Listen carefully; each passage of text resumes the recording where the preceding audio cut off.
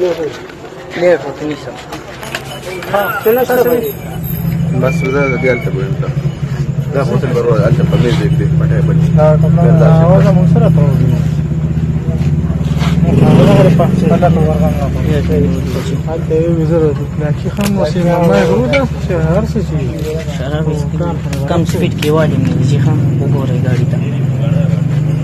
پونه 100 120 سپیډ نه کم کې نه ماتېږي بل خو څه شي ته شروع لور نه جوړه وه نو اصول مې را وستلې ته ډاکټر ده او زما خبره مو سره وه څنګه چې واپس راتلل د چوک کړه د سور ګاډي راغلی دا د شراب په نشه کې و سو سپیډ کې را روانو موږ داسې ځین ګاډي داسې چوک کړه روانو چې څنګه د شاته په سو سپیډ کې والي دي نو هغه تللی نو واپس راټول شوي او ښځه مې پکې زخمی شوې ده او لور مې پکې زخمی شوې ده او ډېر زیات نقصان شوی ګاډی دا ما تقریبا یو میاشت دوه شو چې دا ګاډی ما په 5 لک روپۍ باندې اخیستې نو دغه صورتحال دی او تاسو څه دا طالبان څه موږ بس دا وایو چې دغه دې سره دې بس